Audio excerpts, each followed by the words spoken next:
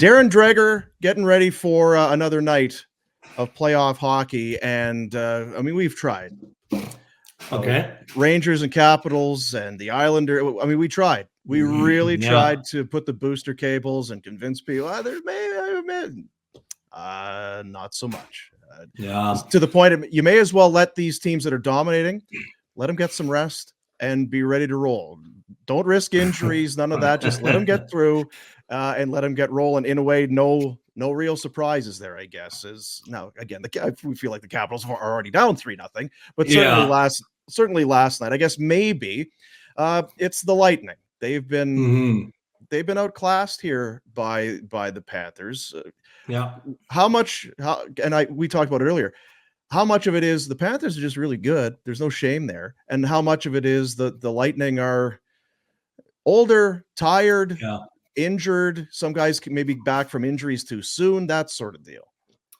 Well, for me, it's more about Florida, and Florida's injured too, right? Sam Bennett is out. We'll see, how long that kind of works its way. To hold Nikita Kucherov without a goal, I think he has 3 assists. I mean, he was frustrated last night. Frustrated, work. Bad move, bad plays. Yeah. So, I think what we're seeing here is the Florida Panthers flex some depth muscle, right? And the experience of the Panthers is there. And, I know Paul Maurice very, very well. And it's not lip service when he talks about how much fun it is to coach this team. And I've had more or less off the record conversations with him where he says, it's the easiest team I've ever coached. And that's mostly because of the mindset, right? And the fact that, you've got personalities there. Of course, you have egos. You have that on every single team. But this group is willing to park all of that, to play the way that you got to play to win in the playoffs. And, they're willing to embrace each series and take it as it comes. Sometimes you've got to be really hard, aggressive on the forecheck, be as physical as you can. Sometimes you can open it up a little bit if you're chasing a game. Well, Florida can play any game you'll want. And then on top of that, aside from the layering effect of what they've got offensively, their D is good. And how about Sergei Bobrovsky? I mean, rewind the clock 3-4 years ago. I might have put a big chunk of dough on the table to say he'd be out of the league by now. How about last year, Dregs? Alex Lyon finished the regular season for them and started the playoffs a year ago. But at least he showed not just signs. In the second half of the regular season, Bobrovsky was good, right? Like he rebounded. So maybe it's the Florida Sun. I don't know what happened to this guy. Like it wasn't that long ago where we're challenging Bill Zito going, how is this guy going to pull a Kelly McCrimmon and make Bobrovsky disappear in that $10 million contract? And now, it looks like good value. In fact, it is good value in Bobrovsky, who has been stellar in that series. But I'm not going to lie, I'm surprised. I wouldn't have marked the Battle of Florida as being upset potential.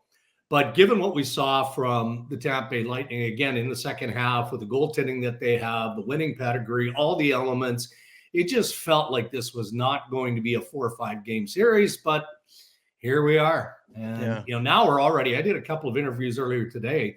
Guess what we're talking about? We're not talking about the potential of a sweep. We're talking about, okay, is Steven Stamkos about to play his last game in a Tampa Bay uniform? I mean, that's where we're at with this club now. Handicap that for us. Where are you? Well, I don't have any inside information on this. And the reason I don't is because they just decided a long time ago through Stamkos, they were going to park any sort of discussion. We all remember back to prior to the start of the year where clearly his nose was out of joint, which is a significant ask. Kind of a cheap shot there at Stammer and the big beat, okay? But he just said, look, I'm not going to deal with this. If it wasn't a priority for you in the offseason to come to me and have a conversation about what an extension looks like as a decorated leader, your captain, then it's not going to be a priority for me. So I don't know that feelings were hurt, maybe a little bit, but I guess I keep looking at ownership, the Vinik family in Tampa Bay. Pretty loyal guy, pretty loyal family. I can't imagine that term is going to be the issue here, but I can't imagine that they don't make every attempt to keep Steven Stamkos with the Lightning. But That's what free agency is all about. You earn that right to look at the open market, and we'll see if that's what he chooses to do. It just feels like he's got a little bit of a Crosby feel to it, though, doesn't it?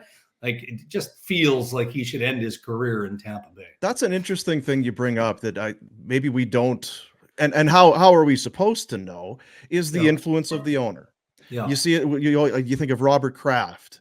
How long would Belichick have been making some moves with Brady were it not for Kraft and his loyalty to Brady? No question. You know what I mean? And so you wonder about a guy like Vinnick, and you wonder about ownership sometimes with big franchise players like this, when sometimes they take control. Not to say they're meddling, but sometimes, you know what, on this one, this is what I want to do.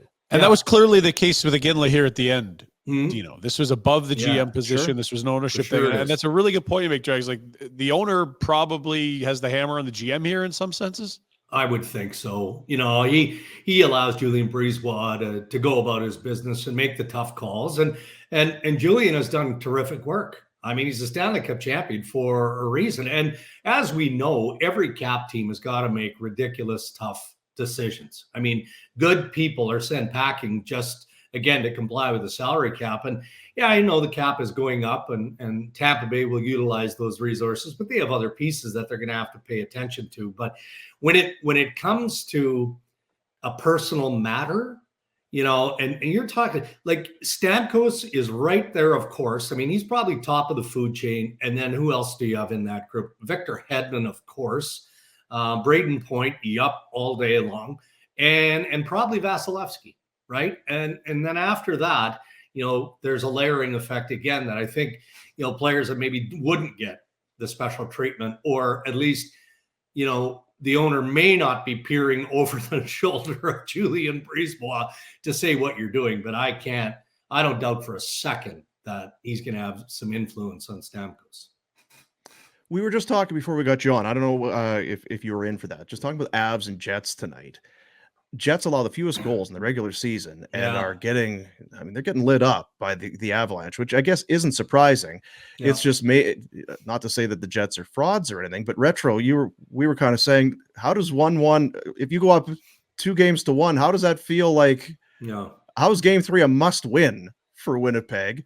But at the very least, the fashion in which they play game 3 is really important for Winnipeg, I think, here. 100%. And who had Connor Hellebuyck giving up 10 goals on their bingo card going into the series? And the whole series, maybe. Jeez. Yeah, maybe. 2 games. Yeah, and look, I was in Winnipeg for games 1 and 2, and I think of the miscues in the second period of game 2 where, you know, he mismanages the puck out of his net along the goal line. Parise pops it in. And even the Josh Manson breakaway goal, I understand there were a couple of other mistakes that were made. I mean, Nick Ehlers falls down in the offensive zone, doesn't get up, can't control the puck. McKinnon grabs it, and here's Manson out of the penalty box, and he's on the break. But it's Josh Manson, with all due respect. It kind of felt like a puck that Hellebuyck should have stopped. And furthermore, Georgiev was brutal in the opening game of that series. And look, you know, the Avs still scored 6 on Hellebuyck, and then Georgiev was pretty good. In fact, he was very good in game 2. So if he gives Colorado that level of goaltending, then Winnipeg has an issue here, fellas. They have an issue. It's not just goaltending. You know, that's, of course, as the cliche goes, the last line of defense. I don't know what you guys saw, but I saw a team that was a bit lost in their own end, especially. I thought they cleaned up parts of the ice through the neutral zone. It wasn't as easy for Colorado to enter the zone in game 2 as it was in game 1, but poor clearing attempts and just mismanagement in the defensive zone led to trouble for Winnipeg in game 2. So there's some areas they've got to fix. And for Colorado, on that flip side, they're not airtight, because Georgiev did have to be very good in game 2. And that's a 1-goal game minus an empty net goal. So for the Jets, the path, you can see the path to victory here.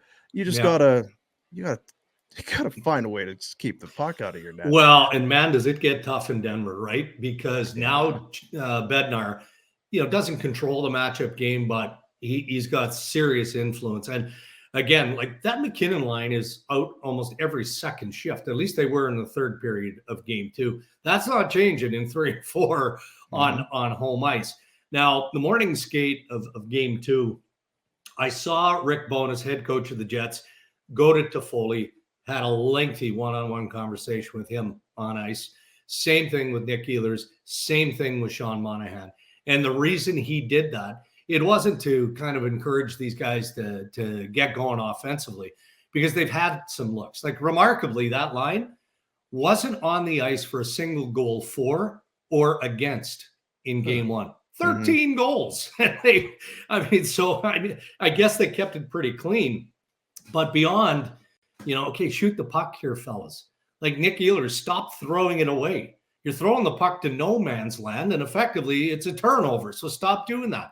So he's trying to wind that trio up defensively as well, because it can't just be about Adam Lowry and that group trying to shut down McKinnon. It's got to be Toffoli, Monahan, and Nikolai Ehlers who will get some of that assignment tonight in game 4 as well. What has happened to Dallas? And we all understand that the Vegas team they're playing isn't the one we ever got to see in the regular season, and a lot of people are going to twist themselves into pretzels getting upset about that.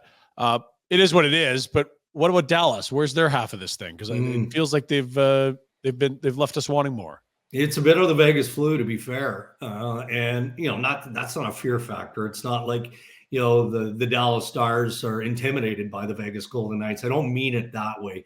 What I mean is I think that they thought, okay, we've had a hell of a regular season run here. Top of class in the Western Conference. We draw Vegas. Okay, no problem. Well, now we have a problem, because Mark Stone is good to go for game 1. And Alex Pietrangelo just jumped off the operating table after the appendectomy, and he's good to go. So now they're fully bolstered. That lineup is intact. And McCrimmon reminds me every single year that Mark Stone is literally the heart and soul, head of the snake for the Vegas Golden Knights. And he proved that in his first shift, scoring a power play goal in game 1. So I think that Vegas got in the heads of the Dallas Stars pretty quickly. And then you look at their goaltending with Thompson and Aiden Hill. Like, if you're Jason Robertson or Ben or Wyatt Johnson, any offensive player in Dallas, aren't you just licking your chops going, let me have at that goaltend? Now, you got to get to the big trees on the back end, and just talked about Pietrangelo being among them. But it just feels like they're not as invested and not as committed in Dallas as I expected and thought they were. But you know what? I know, Vegas is up 2-0 in that series. I still think that series is going 6 or 7. I really do. Yeah. For Vancouver, they know life without Thatcher Demko. They lived it for a couple months near the end of the regular season. But do you think there's any chance that they could have anticipated that maybe he would miss time, or that aggravating an injury was a possibility? Was there a rushing? Because we looked at it because he played his first game back was against the Flames the week before. Not looking to throw anybody out of the bus or looking for something that isn't there, but it's a huge loss for them. Huge. Now, I was flat out told it's not the same injury. It's the same knee, but a different injury. And it happened late in that game. And I mean late in that game, but he obviously finished the game. Woke up on Monday. Okay, doesn't feel great. Okay, we better get it checked out. He has the MRI, and they exposed the issues to the degree that he's out for an extended period of time, whatever that is. We know that it's the rest of this series, and likely if it's similar to the injury that he just came off, what was he out 5 weeks, 5.5 weeks, something like that. So, this is a real kick to the stones for the Vancouver Canucks. And not that Casey DeSmith isn't good enough. He is, and history shows us that, to win the Stanley Cup, normally you do have to have a tandem that works. So he's getting tested very, very early. Beyond that, though, and this is me being Captain Obvious, now you take Thatcher Demko out of the equation. Okay, he can steal a game or two in a best-of-7 series. Unless Elias Pettersson, he's got to surface here, fellas. And whatever was bugging him towards the end of the regular season, last 15 games, whatever it was, has obviously crept into, his psyche mentally in the playoffs as well. He's got to be a driver on a line, not, Mitch Marner in Toronto continues to take a ton of heat because he's not producing. Well, I'm assuming the same is applied to Pettersson in Vancouver, because they're they're just and Nashville's no slouch here either. They're likely going to get out goalied with UC Saros. And there's something about the balance, the experience of a Ryan O'Reilly and everything they got going in Nashville that is going to be tricky. It's a formidable challenge for Rick Tocchet and the Canucks there. Retro, you took the Preds, right, Red, in the series? Yeah. And I think a lot of people would have if Demko was. Oh, yeah, there's that. I think we all sort of thought that Vancouver was going to have to face adversity and we'd learn about them. We just didn't think it would happen as soon as game 2 with their star goalie. Yeah. I mean, it happens, right? I mean, it happens almost every single year, whether it's a goalie or a top forward or a defenseman. I mean, an injury is a part of it, which is why we always lean on the notion of you need a solid tandem. But yeah, there could be some maturity issues here, fellas. Like there could be some growing pains needed in Vancouver. JT Miller has had a wonderful year. He's kind of what drives that group, but I didn't have them going deep into the playoffs at the start of the year. In fact, I think I was a dum-dum in our group, and Adam's a non-playoff team. Most did, to be fair. Yeah.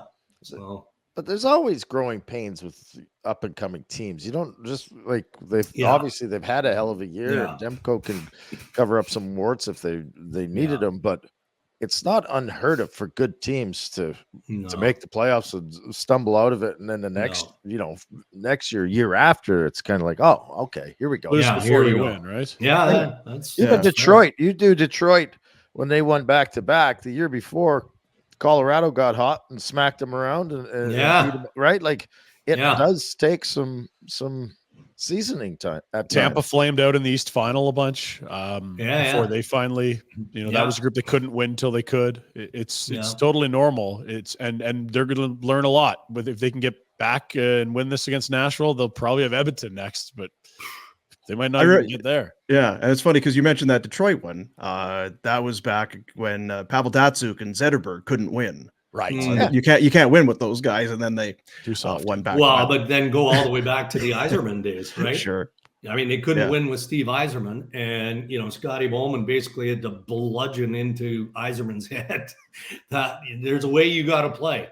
It can't be about the points. It's got to be about being as rock solid a defender as a centerman as you can be, and the guy's in the Hall of Fame, so I guess he responded well. William Nylander, what do we know and what don't we know? This has been a great fog to try to deal through in Toronto, I imagine. Yeah, and you know what? It's always tough on hockey operations, right? Because the prodding eyes of media, the questions, all that. We want to know. I mean, how does a guy like this not just miss the end of the regular season, but the first 3 games of a tight series against the Boston Bruins? And there was speculation: is it his back? Is there a muscle strain? Like what's going on there? But I was told late last week that the source that I had indicated he thought it was migraine related. And, I see Elliot Friedman speculating on that yesterday. Makes a lot of sense. Now, how did that happen? I don't know. I'm far from a doctor here. He's had it in the past. He got rocked in that Florida game for starters. So last game of the year? Yeah, last game of the year. Now, again, in our poking and prodding, I asked somebody I trust within the organization, again, a number of days ago, is it possible this is concussion related? And I was quickly reminded, well, no, it can't be. He's been skating. He's not in protocol. He's been skating. So then automatically I flipped over to the idea, okay, well, I remember he had this issue with an eye migraine, which I'd never heard of, but it sounds painful, which it obviously is. So that's the sense, is that he's dealing with something migraine related. But I can tell you, fellas, he pushed hard on Wednesday. I knew he wasn't going to play Wednesday night. He stayed out with the healthy scratches and whatnot, stayed out longer, but he pushed hard and participated in line rushes on that third line. I'd be shocked if he doesn't play game 4 tomorrow against the Bruins. Then I'm starting to wonder if it's time to write him off for the series. But I think there's a strong chance he's in the lineup tomorrow. I'm just trying to think, I guess. For entertainment value, Jets and Abs has been there because it's been, a circus.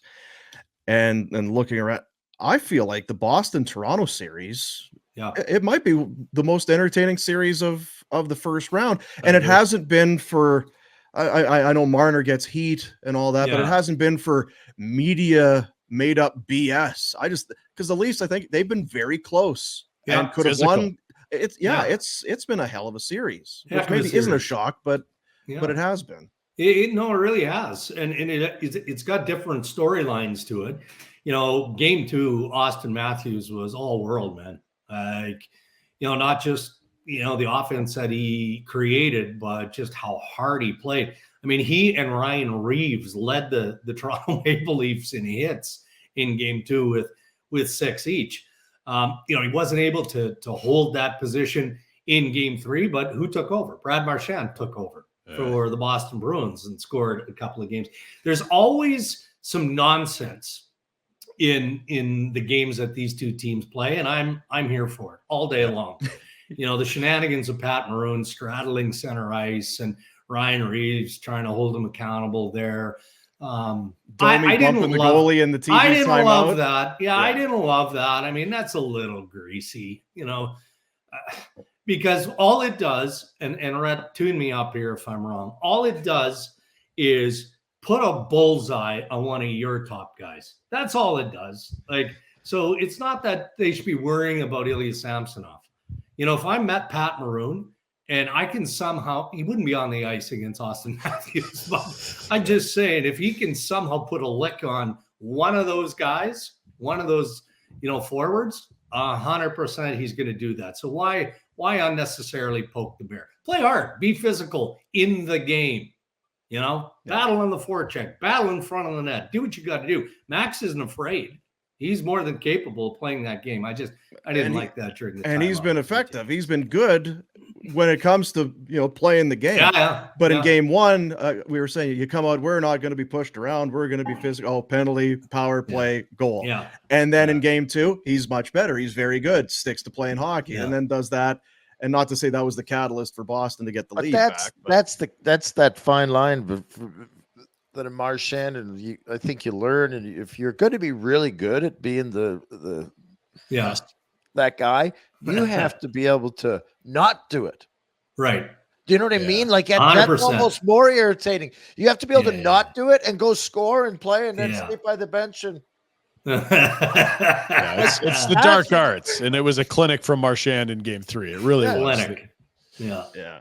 Like that goal that goes in is brutal. The Frederick goal, it's terrible. Short side distance. It should be stopped. No good. He's not David Pasternak. Yeah. I don't believe that goes in if there's not an absolute circus following Marchand around that entire shift, distracting everyone, including all the fans, yelling at the officials, line mates, even the goalie. I don't think that goes in if Marchand's not Marchand. Well, and look, the Leafs were upset because they felt like, that play should have been whistled dead twice. Exactly. You had McAvoy who gang tackled Matthews below the goal line, no penalty there. And then you had the jousting, which again, I was okay with, between Bertuzzi and Marchand. Yeah, that's good entertainment value. Didn't pull the Leafs fans out of their seats because, their ties around their necks are tied to the bottom of the seats. So that prevents them from getting out of their chairs. And apparently they all have laryngitis as well. But, the Leafs were upset. But that's a goal. That puck can't go in the net. Just plain and simple. That was the blemish that Samsonov had, because otherwise, he's been pretty good. Joe Bowen and Darren Dreger calling out the Toronto crowd. Those gold seats, are those the ones that come with sushi and you're not allowed to go to your seats until it's 5 minutes into the period? Is that? Yeah.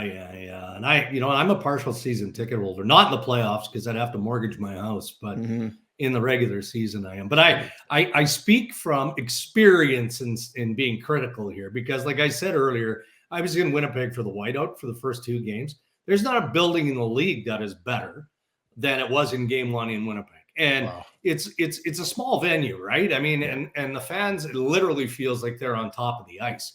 And when you've got Jared Bednar, the Avs, post-game talking about how, he had goosebumps on the bench prior to puck drop because the walls were vibrating inside that building. Edmonton gets pretty loud. Calgary gets loud when the Flames are in the playoffs. Allegedly.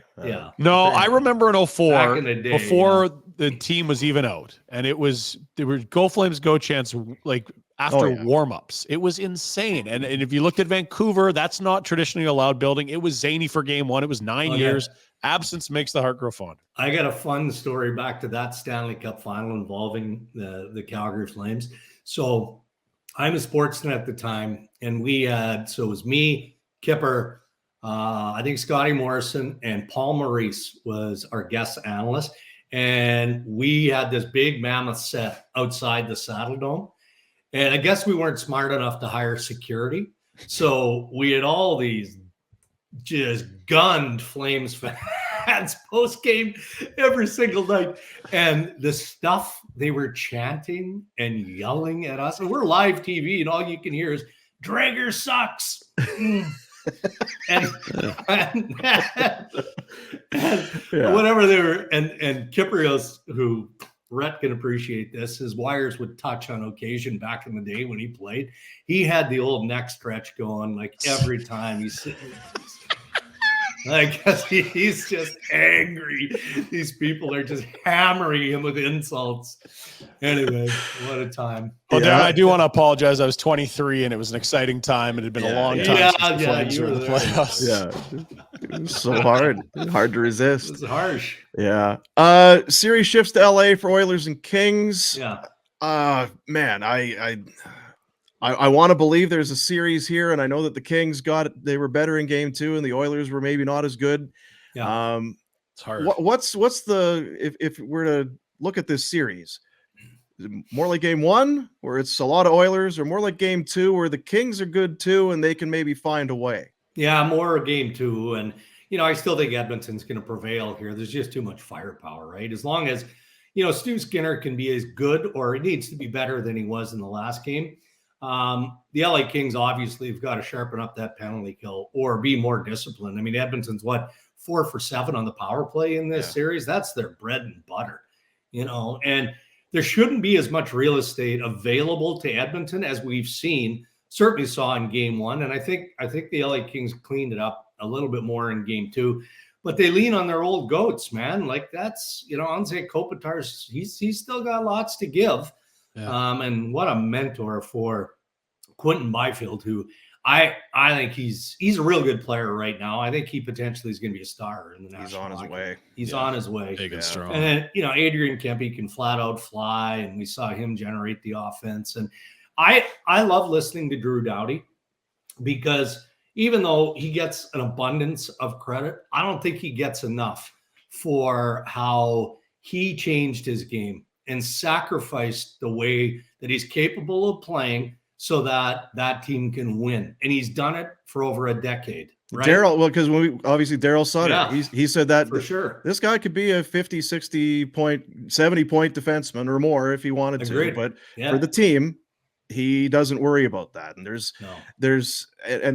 fortunately for him, he is being well compensated, but it's hard to tell when a lot of times your contract is tied to your offensive numbers and production. It's hard to tell those guys, well, numbers aren't important. Bullshit, they aren't. Talk to my agent when my contract comes due. But he has been that kind of team first guy for a long time. Well, and you know what? I have a conversation. I think I mentioned this last week, talking about the NHL ballot and the awards and all that. And I've explained to you guys in the past, I go through a process, especially with the Norris, where I break it down into segments, right? We talked about this. Well, I'll divulge one of my guys. It's Chris Pronger, pretty good defenseman back in his day. And he reminds me every single segment about two guys, Roman Josi and Drew Doughty. And, he's like, you guys, of course, Quinn Hughes is going to win the Norris because of the points that he accumulates. And, this guy's going to get attention and that guy. But he goes, you're asking me and I'm telling you, the two top defensemen in the league, all around best defensemen, are arguably Drew Doughty and certainly Roman Josi. So there you go. Last one, real quick. Just where's the give a fuck meter for Pierre-Luc Dubois? If it's a sliding scale 0 to 10, where do you have him right now? Because I keep waiting for him to. You could see flashes, but God. Yeah. Well, I'll tell you what. The only reason my meter is even registering on him is, again, because I paid close attention to what's going on in Winnipeg. And Gabriel Vilardi is terrific. He is. I mean, 1-for-1, that was a steal. Vilardi for Pierre-Luc Dubois, let alone the other. Iafallo, perfect bottom six guy. I mean, the goal that Gustafsson scored to open the scoring in game 2 really is because Iafallo creating chaos in front of Georgiev, right? Then you've got Kupari, who, you know, the Jets, I talked to Chevy about him on Morning Skate the other day. They think he's got a real good chance of being a really sound 2-3 center in the National Hockey League. And he's not even in the lineup. And then on top of that, they get that second round draft pick. Like Rob Blake's a good dude, and I think he's done excellent work over time in LA. That's an old-fashioned fleece. That's a tough one. And then to commit, like, he's an immovable object, right? Yeah, it's the Huberdeau thing here. Like, it's not good. Exactly right. And I guess I understand, you know, you've invested in the trade. You've given up all these pieces. Of course, you're going to believe in the player in PLD and give him the mammoth contract because you believe you're getting the best player in the deal, but it's not by a long shot. Well, and you feel like you're getting the player in the place he wants to be. So, okay, we'll check the boxes now. So you're good to go, bud. Yeah, that's right. Yeah. I mean, there needs to be some soul searching individually here. The player needs to. Tanya Harding. That's IR.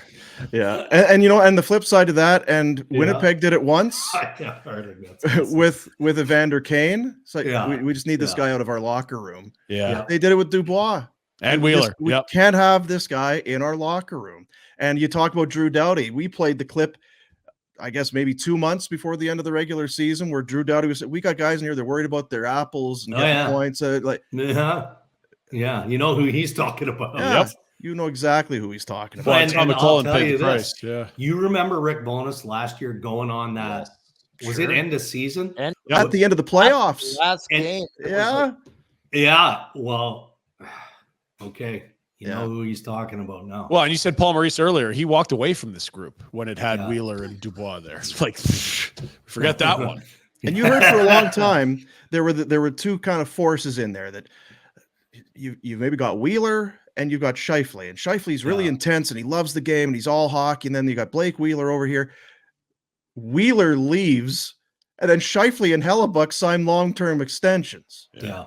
I mean, sometimes you need to read the tea leaves, and other times it's kind of maybe in bold print for you. Yeah, and look, don't underestimate it. Assuming the Jets have success, and that's a large assumption, they've got a battle on their hands. I can tell you again from being around that group, the culture there is as good as it gets. It is, and that's not just about Adam Lowry. It isn't, but he holds guys accountable in a real good way. You know, like I'm sure people, you know, a player will ask, well, what do you think? How do you think my game was? Well, it wasn't very good. You know, he's not yelling and screaming. He's not ranting and raving. He's not creating a clique environment where 4 guys are going for dinner and the rest of the team is going somewhere else.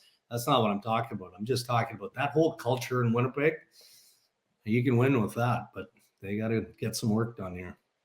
Yeah, chatted with Brendan Dillon, who's a pal of the show. He said, this is the least talented and skilled team we've had in 3 years, but everyone loves each other. We're incredibly coachable. Everyone's bought in. So here's a weird thing, and it was weird to me. So, I mean, I don't always go into the dressing room post-game because it's not like it used to be, right? Back in the day, you'd go into the dressing room, and there were 15, 20 players standing around. You could have a conversation, get some stuff, and away you go. Now they roll out one guy at a time, and it's a mammoth scrum in front of a backdrop, and that's all you got. So you're just kind of eavesdropping is all you're doing in the scrum. So Brendan Dillon comes in after game 1. Tell me how hard this is. So I just happen to look down. I'm standing on the outside of the scrum with Sarah Orleski, and I look down and I see him standing on his tippy toes. So he's in a hoodie and shorts and runners, and he's standing on his tippy toes. He stood on his tippy toes for 6 straight minutes. Like, is he working on his calves? Like, what's calf workout? What's going on? Like, and it was like, I don't think he even knew he was doing it. There was nobody standing beside him. It's not like it's the team photo and they're not sitting, they're standing, and he's trying to gain an inch. I don't know what it was. It was bizarre. Yeah. It was just weird. I don't think I could stand on my tippy toes for 30 seconds. Oh, I cramp. It starts cramping, and then I'm on the ground and I'm wailing. It's not pretty, Dregs. It's not a good sight at all. It's not a good sight. You and I, as they say, Dino, are stocky. Yeah, very stocky. Stocky. Yeah. Better than portly. Yeah, geez. Bad memories. And I guess just quickly, I asked Noodles, we had him on, your take on what we saw in Salt Lake City. It was pretty cool. I love they had the kids in the airplane hangar with the signs. Yeah. And the rink was full. And I mean, you can do that in a short amount of time. You can, keep people's attention and get them excited. But I get the feeling that's a city and a fan base. That's some sporting fans that they're gonna put this city on the map. Agreed. And more importantly, they've got a billionaire plus owner who's going to spend money, right? So Bill Armstrong is going into free agency. Ooh, here's a novel idea. You can actually sign free agents, Bill. You don't have to strip your roster down to the wood yet again at the trade deadline because you're over budget. No. Build this team into a winner. And that's the messaging that's coming from Ryan Smith. And so the players will appreciate that. Look, I don't know. I've never been to Salt Lake, or if I have, I think I was there for minutes. I was literally there on a stopover going to somewhere else. Apparently, it's a beautiful city to live in. And, by all accounts, poking around the NBA and whatnot, players love it. They love it. So these guys, they've earned it. The players who have been there the longest in Arizona, they've earned to be treated the right way. Well, we probably got to let you go, and this might be an odd question, but Terry Pagula takes over as owner in Buffalo, and Darcy Regier had been here for years and kind of under the same scenario where you got to run a tight ship. Doesn't always work. The ownership put too much emphasis on spending too quickly? Ehrhoff and Leno, remember that? Yeah. Right? Like, you've got money to spend. Go spend it. Yeah. Ooh, not there. It's a fair point. And this isn't a criticism of Bill Armstrong, but we're going to find out what kind of general manager Bill Armstrong is. Because when you're cutting it down to the wood every single year, it's not that that's easy to do. It's not, because you're trying to maximize your level of return. Like the Jason Zucker trade, fellas, that one sticks out to me. Because what they end up getting, like a 6th-round draft pick or something like that, right? And the reason was they couldn't retain any money. Yeah. All their deals at the deadline, they didn't retain on anyone. No. And that was clearly you could have got more if you did, but it was. Well, I could be Morello's mistaken. not eating money. That was. No, I could be mistaken on the team. I think the Vancouver Canucks offered a 3rd. Really? But yeah, I think so. Somebody, if it wasn't the Vancouver Canucks, it was another team. A lot of stuff went on that day, but Armstrong was losing his marbles because his owner wouldn't retain any money. Any money. Wow. And the other thing is, too, to that point, and again, it's not easy, but when you're selling off assets and taking futures, hey, well, they turn this into a 1st and a 3rd, and they turn this into 2 seconds. It's not that it's easy, I guess, but it's easier than turning those into effective players and building a roster. Anyway, I wanted to get your thought. We have kept you for a long time, but no, it's okay. I'm good. Appreciate you doing a little shuffle for us, and for staying on as always. Have a great weekend. We'll catch up in a week or so. Sounds good, boys. You too. Enjoy the weekend. Thanks, pal. You bet.